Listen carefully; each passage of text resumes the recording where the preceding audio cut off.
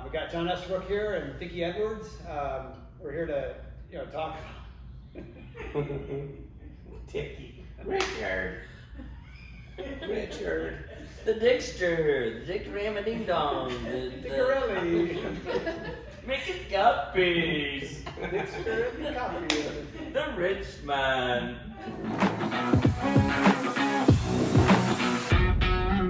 Hi, I'm Mike Petty with the Metro Pros of Berkshire Hathaway Home Services Ambassador Real Estate. Welcome to our podcast, LMAO, Let's Make an Offer. I've got John Estabrook here with Option Mortgage and Rich Edwards from the Metro Pros team. Guys, welcome. Welcome, good to see you. Rich, let's talk a little bit about you and your background. You have been in the real estate business for just a few years. So Yeah. let's talk about that and your experience. You know what, Mike, thanks. Got into the business back in, 1990. So, what is that, 32 years? If I do my math somewhat, yeah, long time. So, seen a lot of things change, and one thing for sure, nothing stays the same. So, it's been interesting. Been a fun Well, ride. in 32 years, I mean, obviously you've done a great job and developed a lot of relationships. How does that work, as far as referral business and everything else? I mean, I know a lot of people chase online leads and things like that, but you've established your business in a different way. Yeah, it's definitely a relationship business. I've never been about it's always, yes, it's a business and you have to make money doing it, but I absolutely enjoy what I do and always put my clients and friends, motivations and goals first. So it takes longer to build that business up, but all my business now is repeat clients and referral based, and so I'm blessed with a lot of loyal clients. Well, and before we get into John Estabrook and his background, we're going to talk today about Quick Buy program. There's a lot of different names for those programs out there where somebody will come in and buy your house from you for a discounted price to help you get onto your next home, and we'll talk about the pros and cons of that today in the podcast, and just kind of enlighten people a little bit on it. So, John Estabrook with Option Mortgage. John, it's good to see you, and Good to be here. Let's talk a little bit about Option Mortgage and what you guys offer.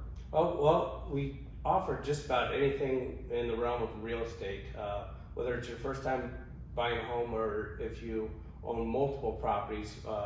There's portfolio products that I can offer for large investment purchases, commercial loans, anything from the $20,000 mobile home purchase to a multi-million-dollar apartment complex I can help you with. That sounds awesome. And John, you've been in the financial lending business for quite a few years. Yep. And you started Option Mortgage, and the reason you did that is because you now have so many more options. Yep. For clients and can serve them much better. I think that's exactly why I jumped in over to this side, the broker world, and I'm a correspondent lender, so I got the best mix of everything. There isn't a reason why I can't say no to someone. That's what I was looking for when I started this. Well, that's awesome, and we'll talk more about that and how you can help people. But Rich, let's dig in a little bit about this Quick Buy program. There's a lot of places out there that give you a guaranteed sale program, or they call them iBuyers. There's a lot of different names for them, and most of them, you end up selling your home for 18% less than list price, actual market value.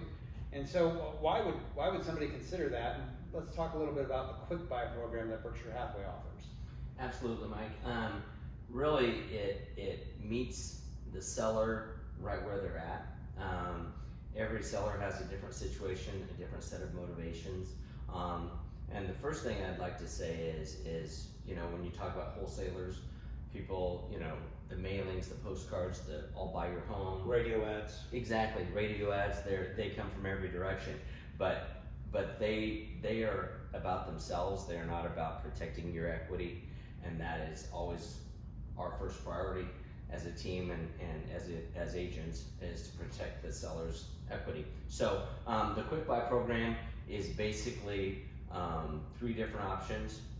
One, you can get a guarantee buy, get your money and move on.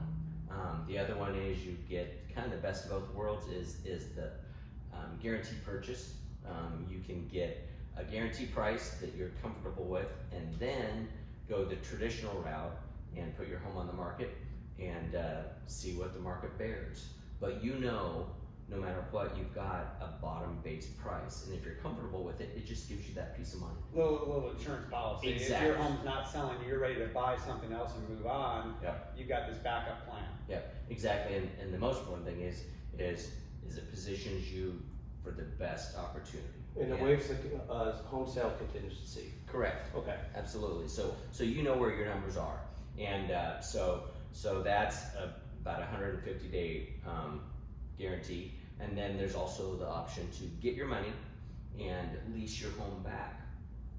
So if you want to get your money, purchase the new home or new construction or investment properties, whatever the case may be, you can get your money and then lease the home back, so you can get your check and then stay in the home until it's most convenient for your timeline. So there are 3 different options. Well, I would think that third option would work out well if you're building a home, waiting for Absolutely. that home to be ready.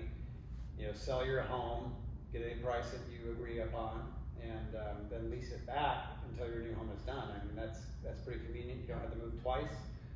The bottom line is our goal is always to manage expectations for our clients and keep as much money in their pocket as possible, and that's what the Quick Buy program does, and it's the best of all worlds. Well, in the Quick Buy program, the fees and costs seem to be a lot less than a lot of these other offers that are out there. These iBuyers, or you see signs all over town. I buy houses for cash. Yeah. Those signs and those companies and people that do that, it's almost predatory.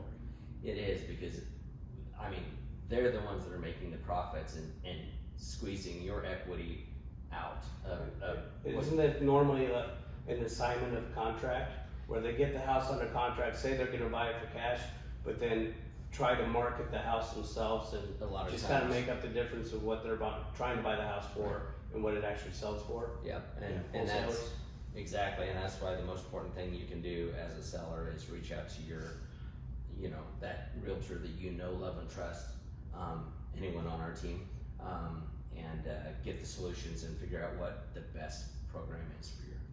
Yeah, because a lot of people, it sounds good going in, but if you're going to take 18% less than market value, that's a lot. That's not sounding so good No, after that. no.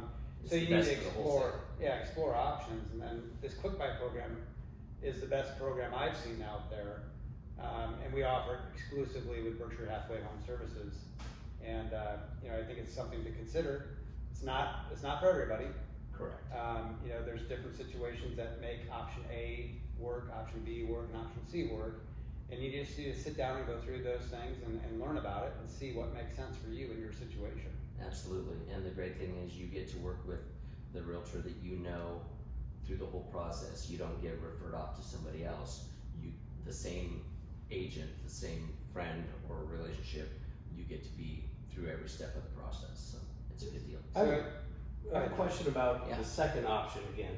Mm-hmm. So in my line of work, if I'm drawing up an approval for someone and they have this mortgage payment that a home that they're currently living in, if they get an offer from Quick Buy,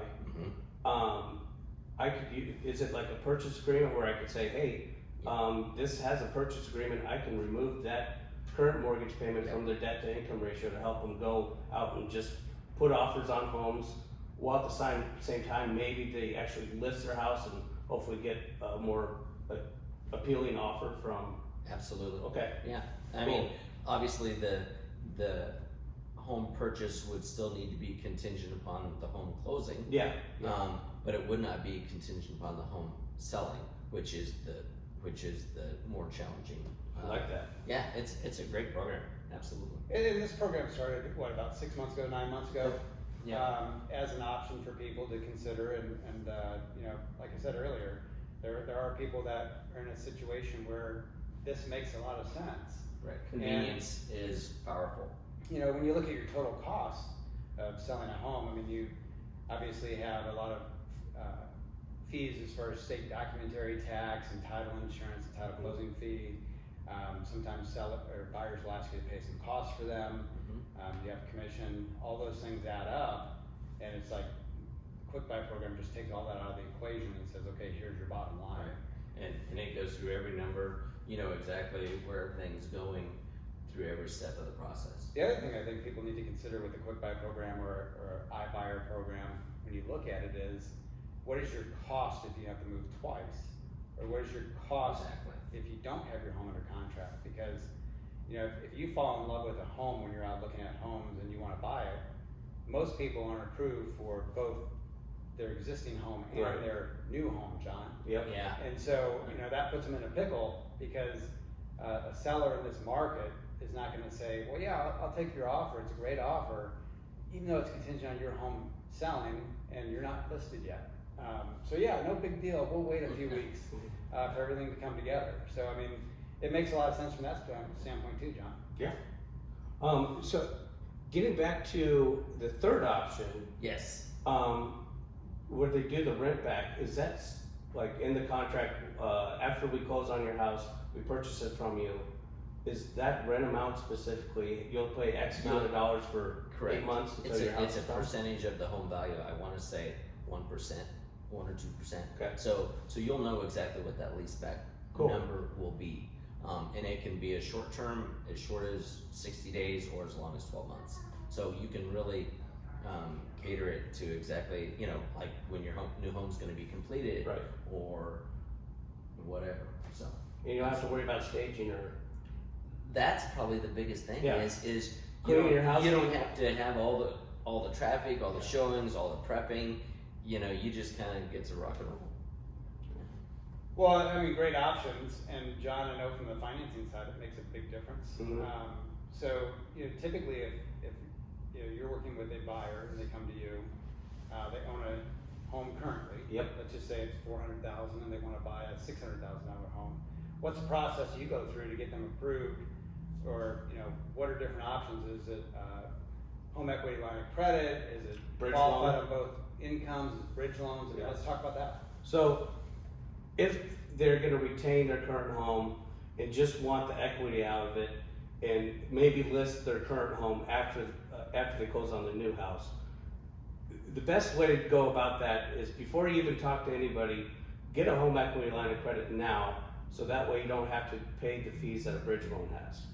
Okay, so a home equity line of credit, super low fees, the lowest fees possible. Bridge loans usually have a 1% origination fee, so if you're gonna borrow $80,000 to put towards a down payment on the new house, it'd be $800 charge just for origination, plus an appraisal charge, plus a few other different title fees. With the HELOC, it's just, here it is, you might have a couple different title fees, but your out-of-pocket costs are nothing. So let's step back 1 second. Yeah. What is a HELOC and what is a bridge loan? A home equity line of credit, HELOC, is using the equity you currently have in your home to do whatever you want. Now, when you fill out an application for HELOC, they're gonna want a general idea of what you're gonna do with that money. Usually it's home improvements, or, you know, maybe I just wanna put some money or have some money, access to money to make either investments or something else. A bridge loan is specifically for the person that knows that they need to sell their house to purchase a new home, and it bridges the gap for your down payment.